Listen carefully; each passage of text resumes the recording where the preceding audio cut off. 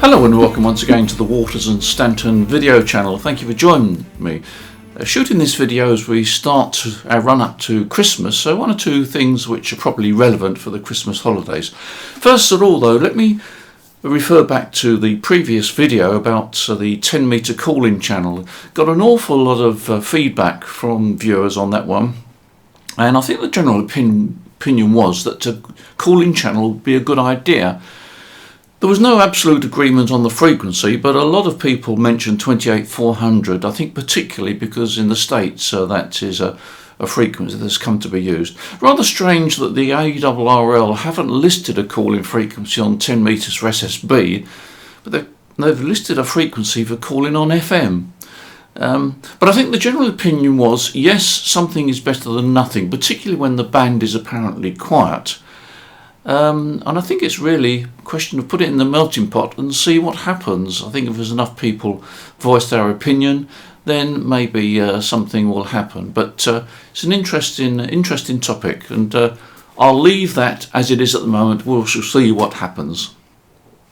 Now, it's not often we hear the phrase these days, made in Britain, for a very good reason. Well, I'm glad to say that there is a company generally making products in this country for the amateur radio field. And it's a product known as SdrPlay. And I got an email from John, who is one of the guys that heads the organisation up there, telling me about some news. They've got a new software program that's about to be released, I think, in January. And it's called SDR Connect. But that program not only is an exciting new software program, it is multi-platform, so it will work on Windows, Macs, Linux, etc, etc. And I'll put a link rather below this video so you can actually look for yourself and see what this software promises. But more than that, they produce an excellent range of SDR receivers and have done for quite a few years now.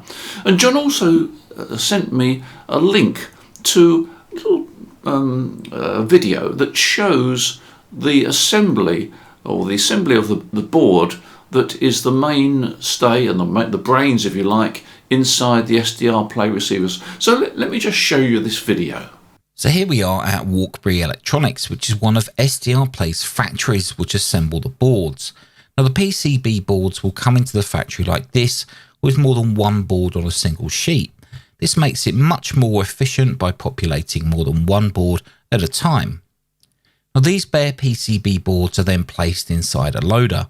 This loader then controls the flow of boards into the stencil printing machine. This stencil printing machine is responsible for placing a layer of solder paste over each of the gold pads. This part of the process is extremely critical, and the stencils, which are normally made from stainless steel or nickel, need to be 100% accurately made so that the solder paste is only applied where needed. Now large squeegees will move across the top of the stencil, which then applies the solder paste to the board. The solder paste also helps keep the components in place once the pick and place machines have placed the components. Interesting, isn't it, that the product is actually assembled in the UK. Now, these SDR receivers are quite amazing. The performance you get compared with the price you pay is phenomenal. And they start off at just under £100. Let me just take you through the models that we currently have in stock.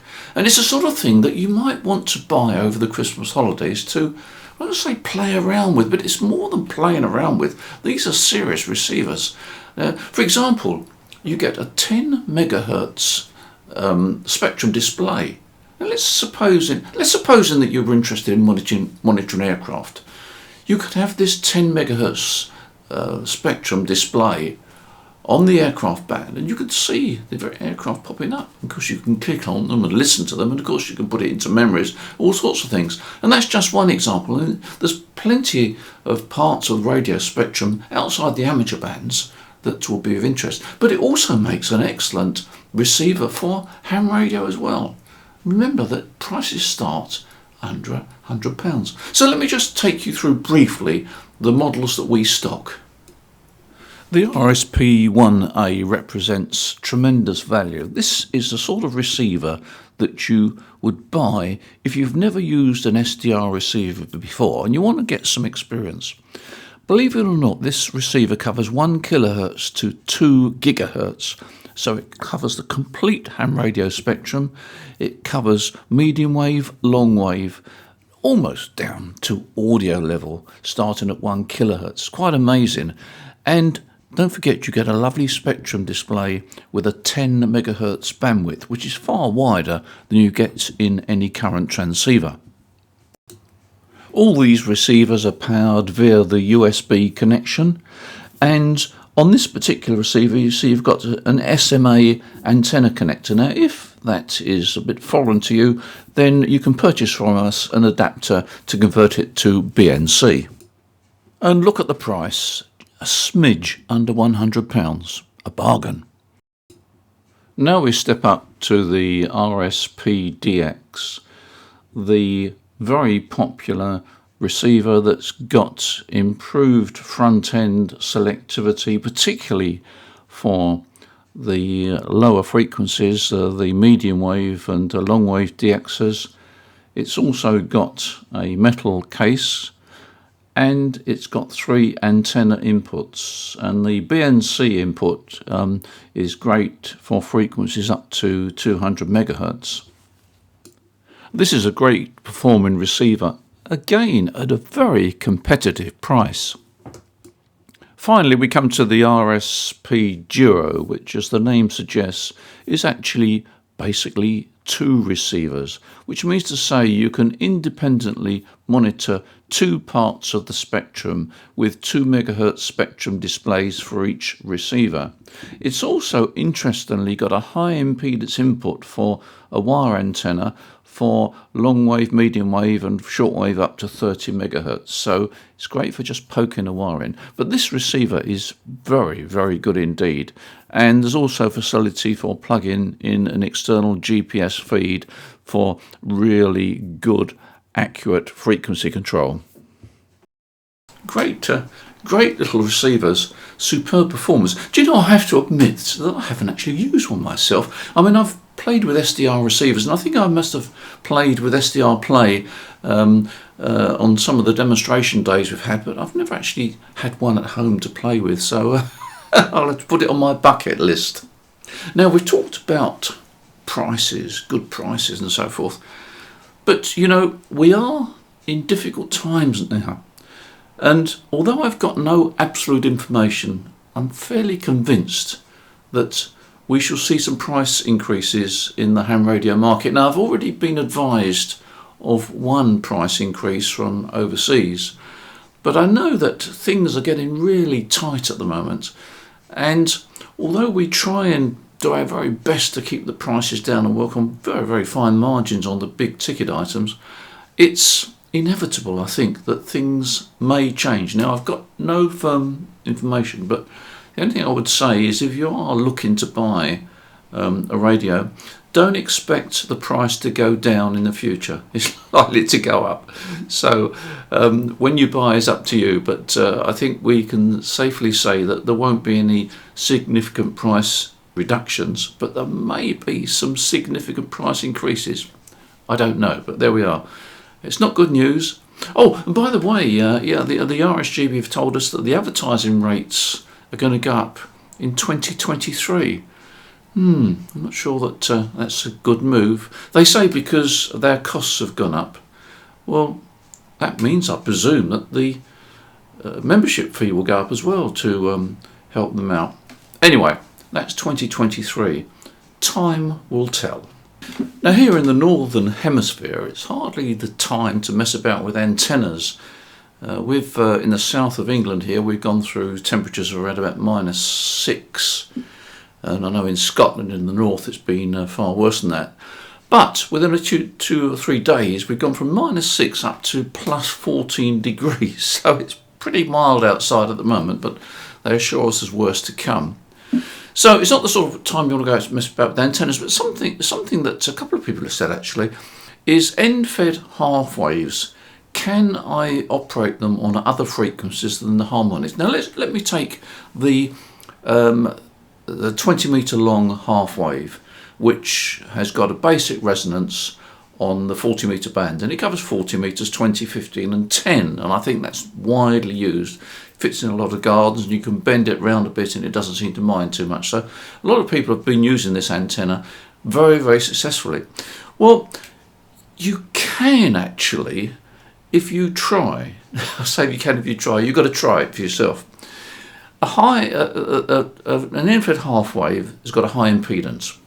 So it's high impedance on 40, 20, 15 and 10. So what happens on, say, 12 metres? Well, it's a medium impedance on 12 metres. What happens on 17 metres? Well, again, it's a medium impedance on 17 metres. And some have reported that they can actually get the internal antenna tuner of their radio to match it. Well, it's entirely possible. Now, it's worth trying. If you can, you'll get a VSW, I don't know, you get a VSW 5, 6, 7 to 1, something like that. I don't know. But even at that VSWR, the loss is not as much as you might think. We're only talking about 2 or 3 dB. So it's worth trying those 2 walk bands for 2 reasons. First of all, it might work. And secondly, if there's a contest on, at least it enables you to get on a couple of bands that doesn't have any contest activity. So try it and see. You may be pleasantly surprised. And the other thing is that during the Christmas period, I think the RSGB normally organise some activity periods. Now, I haven't actually checked, but I'm pretty sure over the Christmas holiday there will be some periods of activity, which is worth looking at because it's great fun. And also, I understand that the BBC, which have been celebrating their 100th year this year, the call sign is it GB 100 BBC, I think is the call. That's been on throughout the whole year, but I understand that over the Christmas holiday, the final days that it will be active, they will actually be operating from their London studios. So it's worth keeping an ear open for them, because chance to work the BBC at their original headquarters in London. Interesting stuff, isn't it? Now, if you're into scanning, the good news is we've got, at long last, a supply of the AR-DV10s coming in. These scanners have been out of stock for some while now. I have to say that we've got a commercial order going out as soon as they come in, so we're not going to have too many left once the commercial order is fulfilled, but we shall have some. They are due to come in very early in January. That's the AR-DV10, covers all the digital modes as well as analogue, 100 kilohertz to 1300 megahertz. Lovely display, and if you're in the market for one of those, give us a call. And we'll get you one as soon as they come in. Now, having told you about price increases, we've got an offer that we've been able to launch. We do a range of antennas called antenna amplifiers, or we call them dual antennas. They do a complete range of HF and VHF antennas. Really superb design, probably the best manufacturer of antennas in Europe. Just take a look at this short clip. It's the largest and best 70 SEMS Yagi in the world.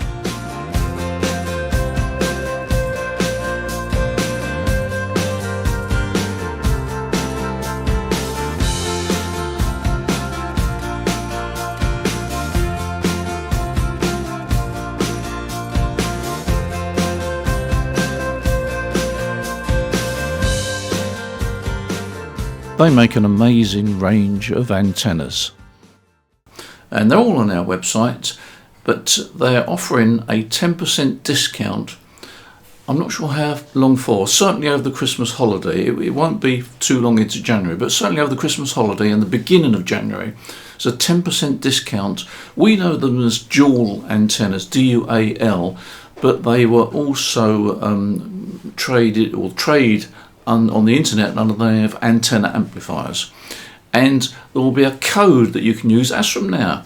All you do at checkout, you enter the code DUAL10, DUAL10, and you'll qualify for a 10% discount on any of the dual antennas.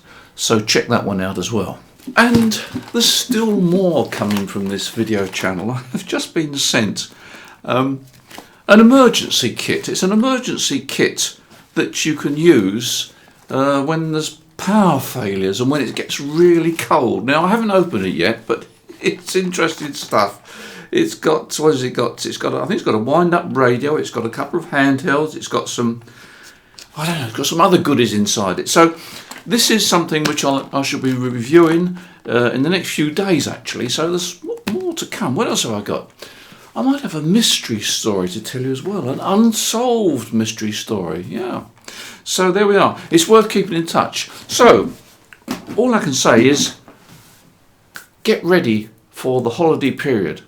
Decide what you want to do. Set yourself a few challenges. Enjoy ham radio, and there'll be a lot of activity during the holiday period, so try and get on the air. We shall be producing more videos, promise you that. And I thank you once again for the support you give us. Don't forget to give us a call or send us an email or click on their website. We've got some great deals there. If you've got any part exchange, we're happy to do that as well. But all is still very exciting on the ham radio scene. In the meantime, you take care. Look forward to seeing you in another video. Bye for now.